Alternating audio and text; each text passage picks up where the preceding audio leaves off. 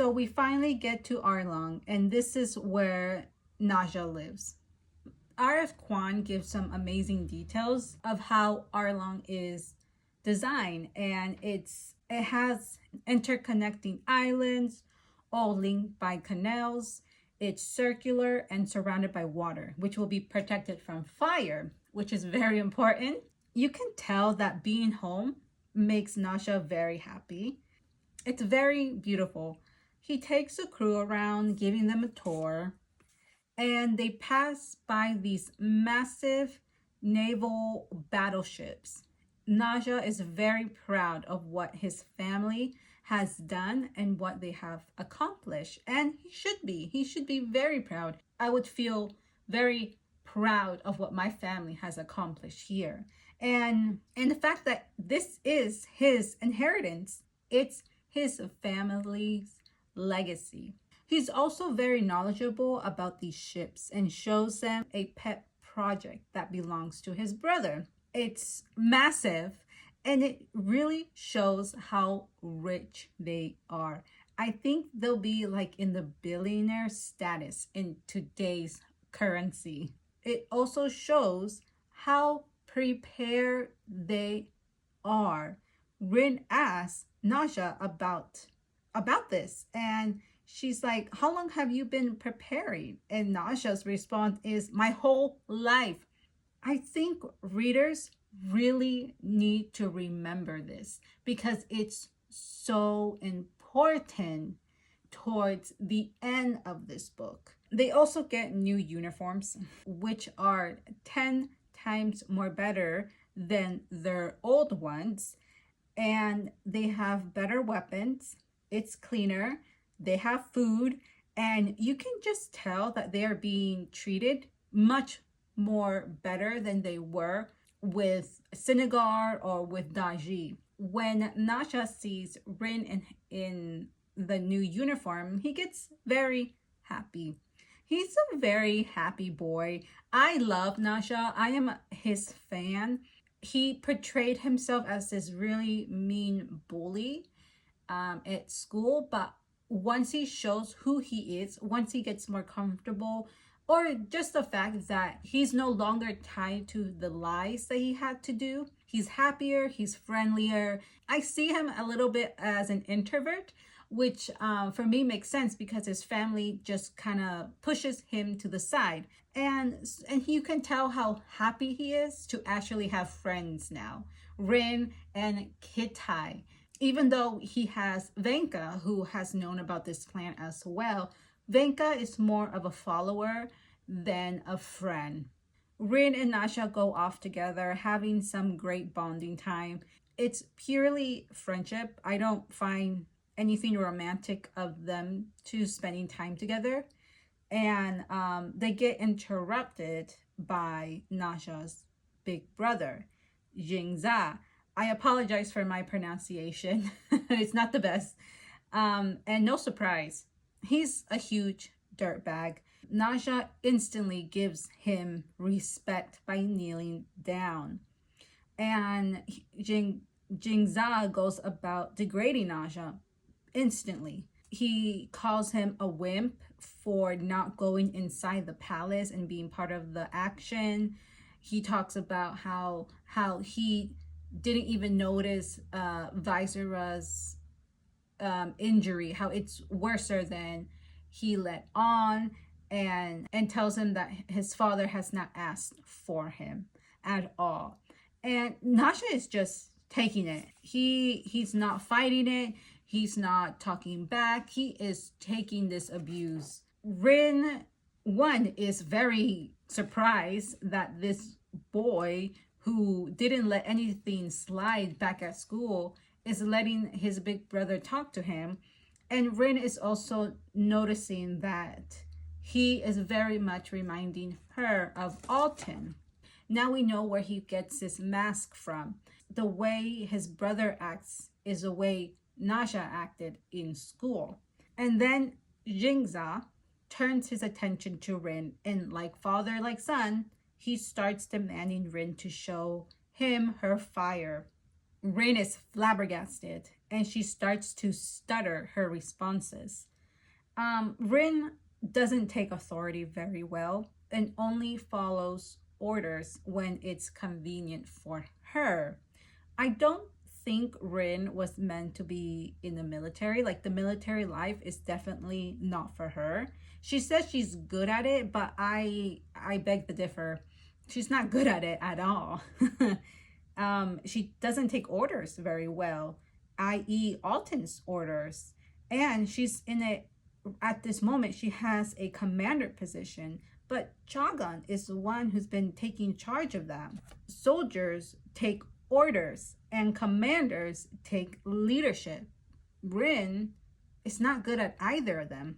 Jingzah goes on to degrade Rin, starts to speak ill will about Alton, and that does it. Of course that does it. Rin starts to get hold of her anger, which will then spark the phoenix and her fire, and nothing happens. Like, instead, she gets these images. She gets the images of her destruction and burning people, and she starts to freak out because she can't summon the fire. Nezha is there to support her, but Jingzah parting words to her is, "Father was right. We should have saved the other one." And I do not think he's lying. Visera is a huge manipulator and was grooming Rin to follow his orders and whatever he wants. And honestly, Rin losing her fire could be a chance for her to live a normal life. But we all know that Rin feels worthless without her fire. So, haha. Jingzah does show jealousy when it comes to Alton and Spirally and most likely Rin. Visera's intent to get Rin or to get Alton is for power. And if he can control that, he would be empire. Like, he will be a very powerful man.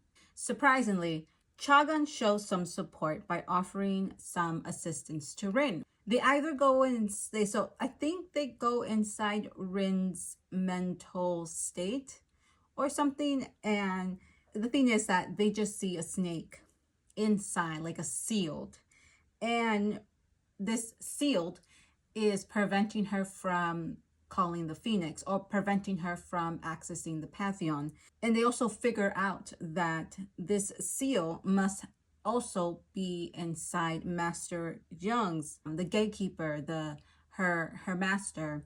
And it's kind of like very important for Chagan to understand this. I think because he's been wondering about the gatekeeper and what happened to him. This sealed is what's keeping Zheng lost mentally. That's why he's a little cuckoo in the head when we meet him. In order for Rin to break the seal, it transforms into something that she really wants. No surprise, it's Alton. But she also has images of her good times with Kittai, lazy summer days with Kittai, and days at the library with Kittai. Like, her precious memories include Kittai, and I think that's very important to know that Rin's yearning for peace, Kittai is involved in this, not Nezha, not Alton. Even though it does transform into Alton, the memories involve Kittai. So it's no surprise that it's Alton that shows up to prevent her from breaking the seal. But this version of Alton is a lot kinder, and just this version of Alton is what Rin wanted Alton to be. It's what she wants to see. And every time Alton is involved in a situation, Rin is very weak in the knees. She's very cautious of not hurting him. Chagan instantly tells Rin to get rid of him. Like, do it now. And I don't want to sound like a broken record. I always state that I do not like Alton. I do not like Rin's feelings for Alton because it makes her weak and makes her dumb. And it truly is her clutch. Like, it truly is her weakness. It makes no sense that Alton is her weakness when he was such a horrible person. And Rin cannot bring herself to get rid of him. And it just reminds me of like damsel in distress situation. So I think that's one of the reasons why I kind of get irked about her every time Alton's involved. It's like a damsel in distress trope that I can't do it. Chagan also looks at Rin like she's crazy. And then we get this moment where Rin does this reverse Uno, and now she's into Chagan's mind, and she sees this extremely close up of Alton. This is Chagan's point of view and how he sees Alton. It turns into this huge blowout of between them. Rin is like, you are just as obsessed with him as I am obsessed with him. It's like this dark attraction. It's honestly, this whole section, I was so clueless of what Arif Kwan was trying to explain. I don't know what she was aiming for in this moment, other than Chagan feels this dark attraction to Alton.